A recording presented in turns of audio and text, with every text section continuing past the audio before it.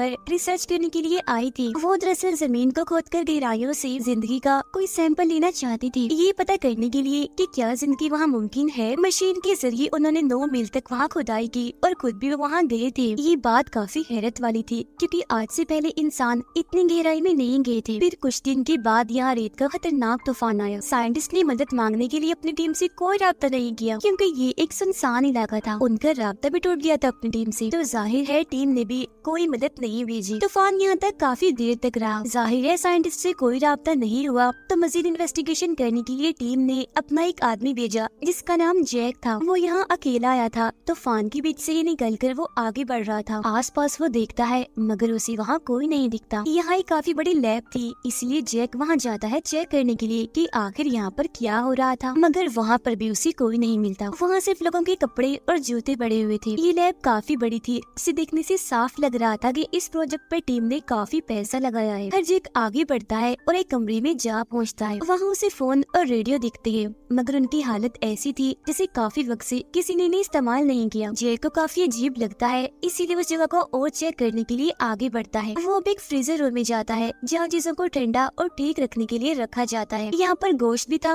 और बिजली भी, मगर साइड में एक आदमी की लाश भी पड़ी थी जिसे हम देख लेते हैं मगर जैक नहीं देख पाता। वो जब सारे कमरों को चेक कर रहा था तो अचानक उसे अजीब सी आवाजें सुनाई देने लगती है। वो जल्दी से गन हाथ में लेता है और चेक करने जाता है। उसे पता चलता है कि आवाजें सबसे आखिर वाले दरवाजे से आ रही है जो सामने ही था, जिसकी आगे कुर्सी रखी हुई थी। उसे अब शक होने लगा था, मगर फिर जैसी कुर्सी अपने आप ही हटती है तो सामने तेज आंधी थी, शायद इसी वजह से कुर्सी रखी गई थी। ये सोचकर वो दोबारा से दरवाजे को बंद कर देता है। वो काफी परेशान दिख रहा था क्योंकि 25 लोग यहाँ पर काम करने आए थे, मगर उनमें से एक भी यहाँ नहीं था। फिर उसे एक अजीब सा दरवाजा दिखता है जिस पर उसे शक होने लगता है। वो जैसे अंदर जाता है उसे काफी अजीबोगरीब चीजें दिखाई देने लगती है। दीवार पर खून से अरबी जुबान में कुछ लिखा हुआ था। यहाँ तक कि उस पर एक अलमारी भी गिरने वाली थी, मगर जैसे तैसे वो उससे बच जाता है। उसे वहाँ एक मरा हुआ जानवर भी दिखता है जिसके खून से ही ये लाइनें लिखी गई थी। उसे ये बात समझने में देर नहीं लगती कि ये सारी चीजें शैतान की तरफ इशारा कर रही हैं। जरूर यहाँ कोई काला जादू हुआ है, कोई शैतान आया है जिसमें कुर्बानी बलि इस जानवर की दी गई। ये एक ऐसी कुर्बानी लग रही थी जिसे शैतान के लिए दिया गया था। इन सब के बाद वो अपनी गाड़ी में आता है। जो कुछ भी उसने यहाँ देखा इस बारे में वो अपनी टीम को जानकारी देता है और ये भी कहता है कि यहाँ और भी इमारतें हैं जिन्हें अभी मैंने चेक करना है, शायद साइंटिस्ट की टीम वहाँ मिल जाए। वो एक किताब पढ़ता है ताकि उसे मदद मिल सके, मगर तभी लाइट चली जाती है। वो फौरन जनरेटर वाले कमरे में आकर जनरेटर चलाता है और इस जगह को भी चेक करने लगता है। तब उसे यहाँ एक कैमरा मिल जाता है। वो सिर्फ ये जानता था कि साइंटिस्ट की एक टीम यहाँ आई थी, मगर इससे आगे और बात उसे नहीं बताई गई। यानी ये बात कि वो जमीन में गहरा होल सुराख करने वाली थी। ये सारी बातें उसे इस कैमरा में रिकॉर्ड वीडियो से पता चल जाती है। ये भी कि वो यहाँ जिंदगी का सैंपल लेने आए थे जमीन की बहुत बहुत गहराई से। फिर वो सारे साइंटिस्ट खुशी में पार्टी करने लगते हैं, जिसका मतलब साफ था कि वो अपने इस मकसद में कामयाब हो गए हैं। उन्हें सैंपल मिल गया है, मगर आगे क्या हुआ ये उसे पता नहीं चल पाता। जो भी था, मगर यहाँ कोई गड़बड़ जरूर थी जिसका शक जैक को भी हो रहा था। फिर जैसे जैक अपनी गाड़ी में सोने लगता है तो उसी गाड़ी की खिड़की पर काफी सारे इंसानी हाथ दिखते हैं, जिन्हें देखकर एकदम वो काफी घबरा जाता है। मगर बहुत जल्द उसे एहसास हो गया था कि ये मेरा बस वहम था, क्योंकि हाथ अब वहाँ से गायब थे। लेकिन क्योंकि उसे अभी भी अजीब लग रहा था तो वो लैब के कमरे में सोने के लिए चला जाता है। अगली सुबह जब वो उठता है तो तूफान थम चुका था, सब शांत हो गया था। वो सोचने लगता है कि मौसम साफ है तो अब मैं आसानी से साइंटिस्ट को ढूंढ लूंगा। इसीलिए वो अपनी गाड़ी लेता है और वो सारी इमारतें चेक करने के लिए चला जाता है। जिस दौरान उसे एक अलग ही कमरा नजर आता है। अंदर जाने पर उसे कोई मिलता तो नहीं, मगर वहाँ ताज़ा कॉफी बनी पड़ी थी, जिसका मतलब था कि यहाँ कोई रह रहा है। उसे शक होने लगता है, इसीलिए वो फौरन अपनी गाड़ी की तरफ आता है। अभी वो अपनी टीम को इस बारे में बताने ही वाला था कि तभी वो देखता है कि इसी तरफ एक लड़की भागती हुई आ रही है। वो भी जैक को देख लेती है, मगर कुछ नहीं कहती और अंदर जाने लगती है। जैक उसे शक भरी निगाहों से देख रहा था और उसके पीछे पीछे जाने लगता है, क्योंकि वो पूछना चाहता था कि यहाँ पर असल में क्या हुआ। वो लड़की उसे कहती है कि मेरा नाम जेनी है, मैं भी उसी टीम में से एक हूँ। हमारे लीडर की मौत हो गई है, बाकी लोगों का मुझे नहीं पता, लेकिन मैं इतना जानती हूँ कि अब बस मैं अकेली ही यहाँ पर मौजूद हूँ, इसीलिए यहाँ से मैं भी जाना चाहती हूँ। वो बस इतना ही कहती है, मजीद खुल की बात नहीं करती। मगर कम से कम अब जैक को इतना तो पता चल गया था कि ये भी उन साइंटिस्ट में से एक है। वो फौरन अपनी टीम को इस बारे में जानकारी देता है और कहता है कि मैं उस लड़की जेनी को लेकर आ रहा हूँ। जो सुनकर फौरन उसका बॉस कहता है कि नहीं, अभी तो मत आओ, वहीं रुको, हमें जितनी हो सके और जानकारी दो, क्योंकि इस प्रोजेक्ट पर बहुत पैसा लगा है। तुम्हें तब तक वहाँ रुकना होगा जब तक नई टीम वहाँ नहीं आ जाती, क्योंकि वहाँ काम करने वाली एक इंसान तुम्हें मिल भी गई है, तो अब तक तुम काफी जानकारी इकट्ठा कर सकती हो कि आखिर क्या हुआ। अब जैक जब फ्रीजर रूम में जाता है तो उसे वो लाश वहाँ दिख जाती है। तब जेनी उसे बताती है कि ये मेरे बॉस की लाश है, इनकी मौत दिल का दौरा पड़ने से हुई। मगर ऐसा नहीं था, क्योंकि उसकी मौत तो ये फ्रीजर रूम में सर्दी की वजह से हुई थी। जेनी आगे कहती है कि हमें जल्द से जल्द यहाँ से निकलना चाहिए, मगर जैक उसे मना कर देता है, क्योंकि अब कहीं न कहीं उसे जेनी पर शक हो रहा था। उन दोनों की काफी बातें होती है, जिसमें जैक उसे बताता है कि काफी वक्त पहले मेरी वाइफ की मौत हो गई है, मगर कैसे ये वो नहीं बताता। आगे वो उससे उनके प्रोजेक्ट के बारे में पूछता है, यानी ड्रिलिंग की, मतलब वो लोग जो यहाँ खुदाई कर रही थी, जिस पर जेनी उसे उस जगह तक ले जाती है और बताती है हमारी टीम ने यहाँ करीब 9 मील तक ड्रिलिंग खुदाई की, जिसके बाद अजीबोगरीब होने लगा, जैसे कभी कभी इस कुएं से डरावनी आवाजें आने लगी। ऐसा लगने लगा जैसे कि हेल इन्हें जहन्नुम का दरवाजा खुल गया हो और वहाँ काफी नीचे शैतान हो। ये बातें सुनकर जैक को काफी अजीब लगता है, तो वो एक पेपर को नीचे फेंकता है। जेनी उसे बताती है कि इसे नीचे पहुँचने में तकरीबन 5 मिनट लग जाएंगे। नीचे झांकते हुए अचानक से जैक की लाइट भी उस कुएं में गिर जाती है और जैसे जैसे वो नीचे गिर रही थी, दीवारों पर खून नजर आ रहा था। अभी देखकर जैक को काफी अजीब महसूस होने लगा, जैसे उसे काफी कमजोरी हो रही थी। अचानक उसके सर पर कोई चीज आके लग जाती है, जिससे वो जख्मी होकर वहीं गिर जाता है। जिस दौरान उसे एहसास होता है कि मैंने जितनी भी तस्वीरें देखी, वो वीडियो देखी, उनमें जेनी कहीं पर भी नहीं है, क्योंकि उसकी तबीयत खराब हो रही थी। इसलिए जेनी उसे लैब में लाकर उसकी मरहम पट्टी करती है। वो जैक को एक कमरे में लॉक करके यहाँ से भागने की कोशिश करती है। जैसे वो जैक की गाड़ी के पास पहुँचती है तो उसे पता चलता है कि चाबियां तो मेरे पास है ही नहीं। उधर जैक जिस कमरे में था, अचानक उसकी छत से खून टपकने लगता है और फिर देखते ही देखते वहाँ हर तरफ खून की बारिश होने लगती है, यहाँ तक कि चीजें भी खून उगलने लगती है। ये सारी सूरत हाल देखकर वो काफी घबरा जाता है। वहाँ से बाहर निकलने की कोशिश करता है, मगर दरवाजा तो लॉक था। अब जेनी भी वापिस आ गई थी चाबियां लेने, तो वो जैक के लिए दरवाजा खोल देती है। अब हैरत ये थी कि जो खून जैक को दिख रहा था एकदम वो गायब हो गया था, कमरा तो बिल्कुल साफ था। इस बारे में वो जेनी को बताने की कोशिश तो करता है, मगर वो सिर्फ ये कह देती है कि ये बस तुम्हारे दिमाग का वहम है, तुम थोड़ा आराम कर लो। फिर कुछ देर आराम करने के बाद जैक जब उठता है तो अपनी टीम से राब्ता करता है। टीम से उसे पता चलता है कि जो साइंटिस्ट वहाँ आए थे उनमें जेनी का नाम नहीं है, जिसका मतलब साफ है कि वो टीम का हिस्सा नहीं है। ये बात सुनकर जैक को और शक होने लगता है कि जेनी तो क्या इस मिशन पर कोई भी औरत नहीं भेजी थी, इसीलिए वो लैब में आकर हर जगह उसे ढूंढने लगता है, मगर वो उसे कहीं भी नहीं मिलती। बाहर जब वो आता है तो दूर उसे ट्रैक्टर दिखता है, जिसके आसपास परिंदों का एक झुंड था, और ये झुंड तब से था जब से जैक यहाँ आया था। जैसे वो ट्रैक्टर के पास जाता है तो पीछे से जेनी भी आ जाती है। जैक उसे बताता है कि मैंने अपनी टीम से राब्ता किया है, उन्होंने मुझे बताया कि हमारे पास जेनी का कोई रिकॉर्ड नहीं है। तो बताओ तुम कौन हो, आखिर तुम क्यों नहीं बताती कि तुम कौन हो, तुम्हारी क्या पहचान है, तुम यहाँ क्या कर रही हो, तुम्हारा मकसद क्या है। जिसके जवाब में जेनी कहती है कि हाँ, ये बात बिल्कुल सच है कि इस मिशन पर किसी भी औरत को नहीं भेजा गया, मगर जो यहाँ का लीडर था वो मुझे जानता था, उसने मुझे यहाँ आने की इजाजत दी ताकि मैं उनकी मदद कर सकूं। और वो वीडियो जो तुमने देखी, मैं उसमें इसलिए नहीं थी क्योंकि वो वीडियो मैं ही बना रही थी।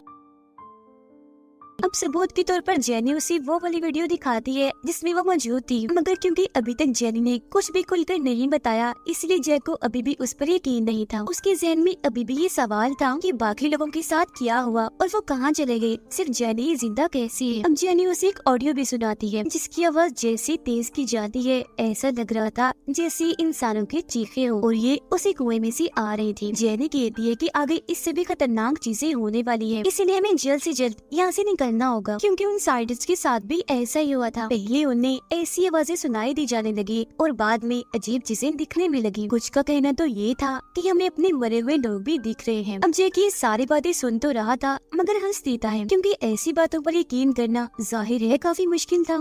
अब हम देखते हैं जैक की इन्वेस्टिगेशन टीम को। जैक ने उन्हें भी वो सारे खून से लिखी हुई लाइंस और निशान भेज दिए थे, जिनमें से एक आदमी जो अरबी जुबान जानता था वो उसे देखकर कहता है कि ये निशान एक शैतान का है, एक ऐसा शैतान जो मर्दों का शिकार करता है, पहले उन्हें तकलीफ देता है और बाद में उनसे सुसाइड करवा लेता है, मतलब कि वो लोग अपनी ही जान ले लेते हैं। ऐसा वो शैतान उनकी आत्मा लेने के लिए करवाता है। और ये तस्वीर में दरअसल एक तरह की कुर्बानी बलि है जो उसी शैतान के लिए ही होती है। और ये उसी बलि की बात की जा रही थी जो जैक ने भी उस कमरे में देखी थी, उस जानवर की, ताकि वो शैतान इस दुनिया में आ सके। उधर जैक और जेनी मदद आने के इंतजार में बैठे हुए थे। उनके बीच काफी बातें होती है जिससे साफ जाहिर था कि अब उनकी दोस्ती हो गई है। मगर यहाँ एक बात समझ नहीं आ रही थी कि जेनी दोस्त है या दुश्मन। अब जैक को शराब की एक बोतल मिल जाती है जिसे यहाँ पर छुपा के रखा हुआ था, साथ ही उसे यहाँ किताब में से चाबी भी मिलती है जिस पर वो इतना ध्यान नहीं देता और उसे वापस रख देता है। फिर वो उसी ऑडियो को सुनने लगता है जो जेनी ने उसे सुनाई थी। अब जेनी का मानना था कि ये आवाजें शैतानों की है क्योंकि उनसे हल्का दरवाजा खुल गया है। मगर अब जब जैक उसे गौर से सुनता है तो ये आवाजें इंसानों की थी,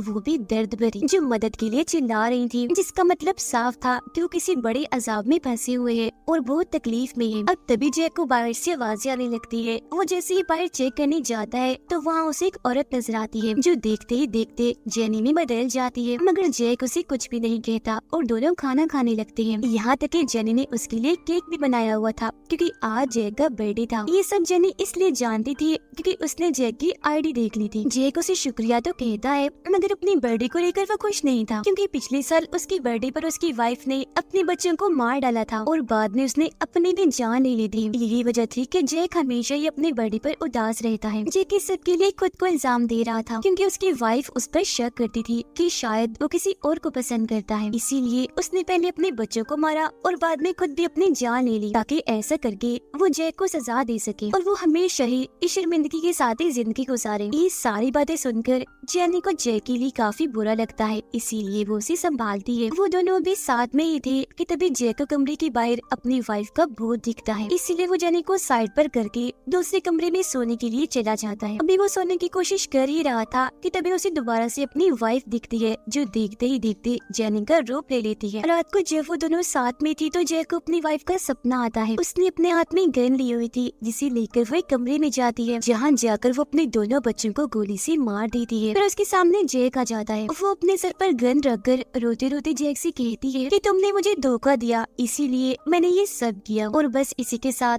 वो खुद को भी मार लेती है। इस भयानक सपने से जैसे वो बाहर आता है तो खुद तो कमरे के बाहर पाता है उसने कपड़े नहीं पहने हुए थे। उसे कुछ भी समझ नहीं आती कि मैं यहाँ कैसे आया। वो कपड़े पहनकर जेनी को हर जगह ढूंढने लगता है।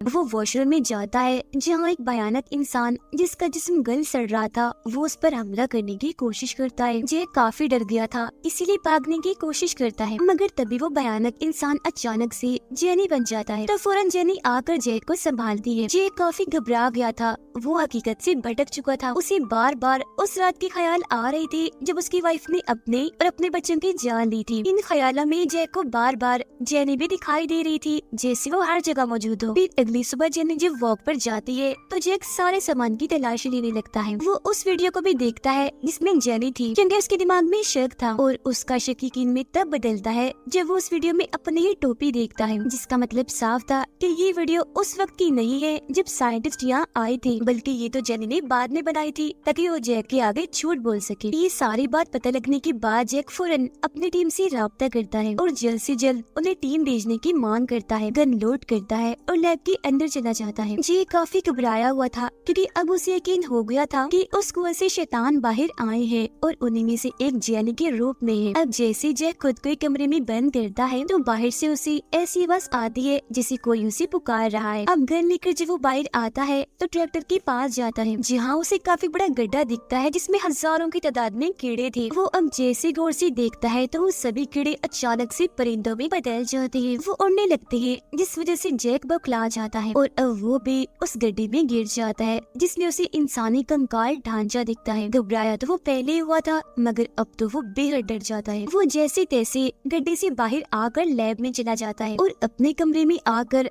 कपड़ों समेत ही नहाने लगता है क्योंकि वो कीचड़ से भर गया था। वो भी नहा ही रहा था कि तभी अचानक पीछे से जेनी आ जाती है जिसे एकदम देखकर वो काफी डर गया था, इसीलिए रॉड से उस पर हमला कर देता है और उसे काफी पीट के रख देता है। मगर जब जेनी रोने लगती है तो वो रुक जाता है और उससे माफी मांगता है क्योंकि उसने जेनी को काफी इज्जत जख्मी कर दिया था। वो फौरन दवाइयाँ लेने जाता है ताकि जेनी की मरहम पट्टी कर सके, मगर जब वो वापस आता है तो ये देखकर काफी हैरान रह जाता है कि जेनी यहाँ नहीं है। वो जब उसे हर जगह ढूंढ रहा था तो तभी पीछे से जेनी आकर उसी रोड से जैक पर हमला कर देती है। तब उससे बचती बचाती जैक खुद को एक कमरे में बंद कर लेता है। वो अब जैसे दरवाजे की सुराख से बाहर देखता है तो जेनी उसे एक शैतान के रूप में नजर आती है। उसकी लाल बड़ी बड़ी आंखें थी, चेहरा एकदम भयानक और दांत भी किसी शैतान जैसी। अब जैक उस कमरे में था जहाँ उसे किताब में से चाबी मिली थी। तब वो उस चाबी को लेता है और वहाँ पर एक लॉकर खोलता है जिसमें से उसे एक और कैमरा मिल जाता है। उसे चेक करने पर एक वीडियो थी जिसे उन साइंटिस्ट के लीडर ने रिकॉर्ड किया था। वो बता रहा था कि जेनी कोई इंसान नहीं है बल्कि वो है एक शैतान। वो एक इंसान एक खूबसूरत लड़की के रूप में इसलिए आती है क्योंकि मर्दों को अपने जाल में फंसाकर वो उन्हें इस बात पर उकसाती है कि वो अपनी जान ले ले, जिसके बाद वो उनकी आत्मा को खुद ले लेती है। इसके अलावा वो बताता है कि ये काफी बड़ा और खतरनाक शैतान है जो सिर्फ एक नहीं बल्कि कई और रूप भी ले सकता है। यहाँ तक कि इंसान को ये इस्तेमाल भी कर सकता है और अजीबोगरीब चीजें भी दिखा सकता है। अब जैक की टीम उससे राब्ता करने की कोशिश कर रही थी। उससे जेनी सुन लेती है और फौरन गाड़ी के पास जाने लगती है। हालांकि जैक उस पर गोलियां भी चला रहा था मगर वो बच रही थी। वो टीम से बात करके उन्हें बताती है कि जैक पागल हो गया है, वो मेरी जान लेना चाहता है। अब थोड़ी देर के बाद जब जैक वॉशरूम में जाता है तो उसे आईने में अपने ही भयानक चेहरे दिखते हैं, वो भी सैकड़ों की तादाद में। मगर हर रंग डरावना होने के साथ साथ अलग था जो जैक को ताने दे रहा था। और फिर देखते ही देखते वो सारे जैक के रूह खुद को गोली से मारने लगते हैं। यहाँ तक कि जब असली जैक की बारी आती है तो वो भी खुद को शॉट करने के लिए आईने पर गोली चला देता है। उसे देखने से लग रहा था कि अब वो पागल हो गया है। उसे फिर अपनी फैमिली की आवाजें आने लगती है और नमाजों का पीछा करते करते जब वो किचन में आता है तो वहाँ उसे जेनी मिल जाती है। वो ये देखकर काफी हैरान था कि अब जेनी का बर्ताव काफी अलग है। वो जैक के लिए खाना बना रही है। तब यहाँ जेनी उसे बताती है कि हाँ, मैं सच में एक शैतान हूँ और मैं इतने वक्त से तुम्हारे साथ इसलिए थी क्योंकि मैं तुम्हारी माजी को लेकर तुम्हें परख रही थी, देख रही थी कि तुम कितनी देर तक ये सब बर्दाश्त करते हो, इस सबसे कब तक तंग नहीं आते। और वाकई शाबाश, तुमने सच में सबसे ज्यादा टाइम बर्दाश्त किया, अभी तक अपनी जान नहीं ली। अब जैक पहले ही काफी घबराया हुआ था और उसे पता भी था कि जेनी एक शैतान है, तो वो खाने की स्टिक्स को लेकर उसके सामने क्रॉस बनाने की कोशिश करता है ताकि इससे जेनी भाग जाए, मगर इससे उस पर कोई असर नहीं होता, उल्टा वो तो हंसने लगती है। ये देख घबराते हुए वो गन उठाता है और जैसी गोली चलाने लगता है गन लाइटर में बदल जाती है, जो देखकर जेनी सिगरेट लेकर उससे जलाती है जैन को परेशान करने के लिए। अब जेनी उसकी काफी पास आकर कहती है कि अगर तुम मुझे अपनी आत्मा दे दो तो मैं तुम्हें तुम्हारी फैमिली से मिलवा सकती हूँ। वो असल में उसे एक सौदा कर रही थी, मगर हकीकत तो ये थी कि ये सब नाटक था। वो तो बातों में उलझाकर जैक की जेब से चाबियां लेना चाहती थी, जिसमें वो कामयाब भी हो जाती है। चुपके से वो चाबियां ले लेती है। अब ये सारी बातें करते करते जैक अपने ख्यालों में गुम हो जाता है। उसे वही दिन याद आता है जब उसकी बर्थडे थी, यहाँ उसकी फैमिली उसके साथ थी, सब काफी खुश थे। अब इस चीज का फायदा उठाकर जेनी यहाँ से भाग तो जाती है, मगर कुछ दूर जाने पर उसे एहसास होता है कि मैं यहाँ से अकेली नहीं निकल सकती, इसीलिए वो वापस आने का फैसला करती है। जैक अपने ख्यालों में इस कदर खो गया था कि उसे सब कुछ सच लगने लगा था, मगर बहुत जल्द जब इस झूठ का पर्दा हटता है तो उसे अपने पास कोई भी नहीं दिखता। इतनी ही देर में बाहर उसे जेनी भी दिख जाती है, जो उसे भी बाहर आने का कहती है। वो जब बाहर आता है तो देखता है कि वहाँ जेनी की बजाय उसकी वाइफ है, जो उसे कहती है कि तुम बेकसूर हो, इसीलिए मैं तुम्हें बचाने आई हूँ। वो गाड़ी में बैठ तो जाता है, मगर उसे पता था कि ये जेनी के चाल है, इसीलिए वो एक पेचकस को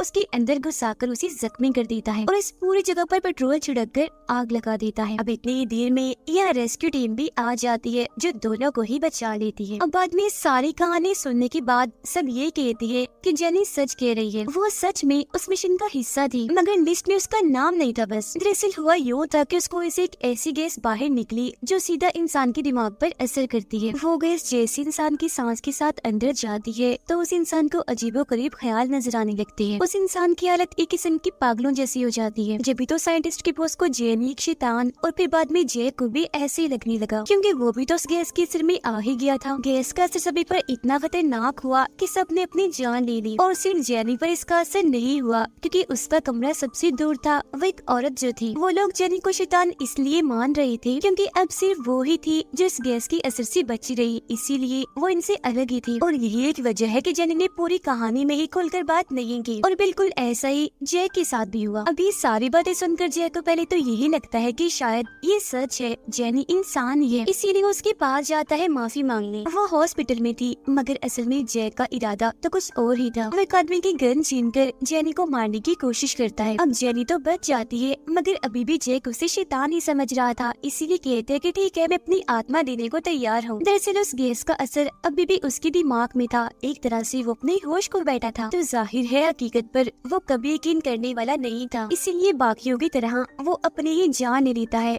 खुद को गोली से शूट करके। तो असल में कोई शैतान, हेल का दरवाजा, कुछ भी नहीं था। ये बस जैक के दिमाग की सोच थी और इसी के साथ ये कहानी इधर ही खत्म हो जाती है।